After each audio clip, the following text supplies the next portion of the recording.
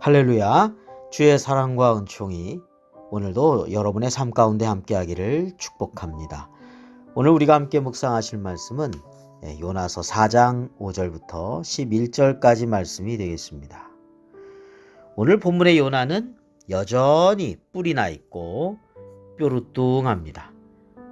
그래서 니느웨 성 동쪽에 앉아서 초막을 지어놓고 지내는데 니느웨 성이 무슨 일이 일어나는가 보려는 참이었습니다. 한편으로는 니느웨 성의 멸망을 기대했을지 모릅니다. 그렇게 되기를 바랬을지 모릅니다. 그런데 그늘에 앉아있던 요나가 크게 기뻐하는 일이 생깁니다. 다름 아닌 하나님께서 예비해 놓으신 박넝쿨이 요나를 가리게 해서 그늘이 지게 하심으로 낮에 뜨거운 태양볕의 괴로움을 면하게 하셨기 때문이지요. 그런데 기쁨도 잠시 이번엔 하나님께서 벌레를 예비하셔서 하루 만에, 그러니까 바로 다음 날 새벽에 그 박넝쿨을 다 벌레가 갉아먹게 하셔서 그 박넝쿨이 시들고 말았습니다. 설상가상으로 해가 뜰 때에 하나님께서 뜨거운 사막바람이 이 동풍을 예비하셔서 해가 요나의 머리에 쪼이고 더운 동풍까지 불어대니 요나가 정신이 혼미하여 가면서 사는 것보다 죽는 것이 낫겠다, 그렇게 생각하게 되죠. 여기서 동풍으로 언급된 이 바람은 북아프리카에서 지중해 연안으로 불어오는 열풍 시로코를 가리키는 것인데, 때로는 대단한 열기를 지니고 있기 때문에 사람의 호흡까지도 곤란하게 할 정도라고 합니다. 또 바람의 세기가 빠르면 엄청나게 많은 먼지와 모래를 휘날리게까지 한다고 합니다. 요나가 크게 기뻐했던 그 박넝쿨이 하루 만에 벌레 먹혀서 시들어지고 허술하게 지은 그 초막이 아마도 동풍에 온전하지 않았을 것입니다.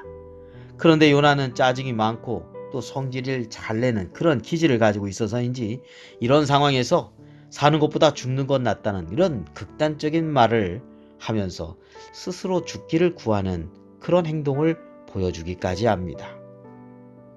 그런데 사실 요나를 기쁘게 했던 그 시원한 박넝쿨 그늘, 또 그 박넝쿨을 갉아먹은 그 벌레, 뜨거운 동풍, 사실은 모두 하나님께서 이 뽀르뚱하고 신경질만 내는 하나님의 마음을 전혀 모르고 있는, 자기 고집만 부리고 있는 이 요나로 하여금 하나님의 사랑하심과 구원하심을 깨닫게 하시려고 하나님께서 예비하신 것들이었습니다.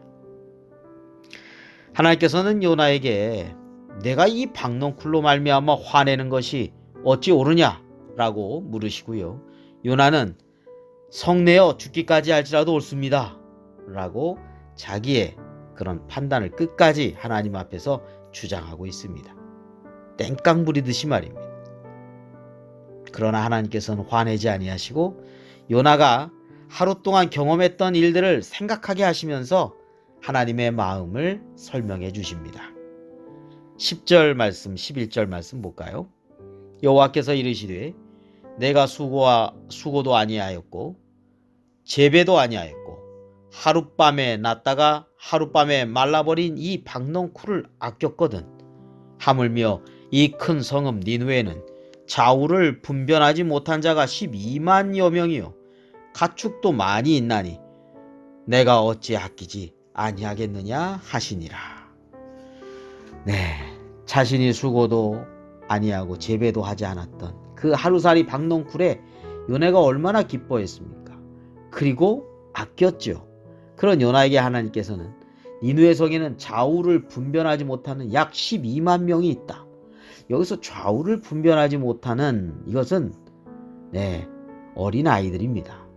아마 이성적인 분별력을 가지고 있지 않은 3세 내지 4세 어린 아이들로 볼 수 있을 것 같습니다.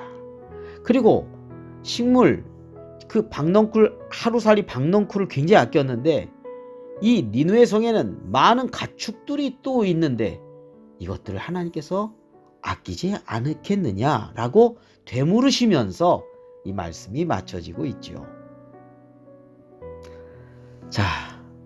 이들이 하나님의 심판을 받아서 멸망하게 되는 것과 또 아무 잘못도 없는 이 짐승까지, 이 어린아이가 무슨 잘못이 있습니까? 그 짐승이 무슨 잘못이 있습니까?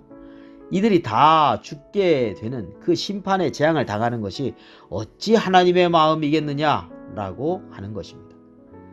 하나님께서는 니느웨 성이 하나님 앞에 진심으로 회개하여서 구원의 은혜를 받는 것을 원하시는 것이죠.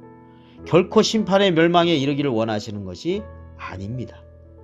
그 하나님의 사랑의 마음을 알게 하시려고 하나님께서는 요나에게 박넝쿨을 보내시고 벌레와 동풍을 통해서 깨닫게 시청각 교육을 시켜 주셨습니다.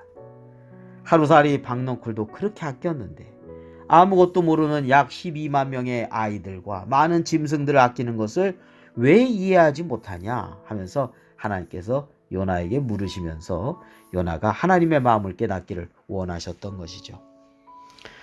오늘 말씀에서 왜 이렇게 요나는 하나님의 마음을 모를까라고 하는 생각이 들 수 있습니다. 그러나 그 모습이 나의 모습일 때는 없는지 또한 생각해 봐야 하겠습니다. 오늘 우리가 하나님의 넓고 깊고 크신 사랑을 모르면서 나 자신의 생각과 판단에 갇혀서 하나님의 마음을 오해하고 또 일상생활 속에서 짜증과 화를 내면서 살고 있지는 않은가를 생각해 보는 것이죠. 주님의 크신 사랑과 은혜를 생각하면서 주님의 마음을 품고 조금이라도 이해하면서 살아가는 그런 삶이 되어야 하겠습니다.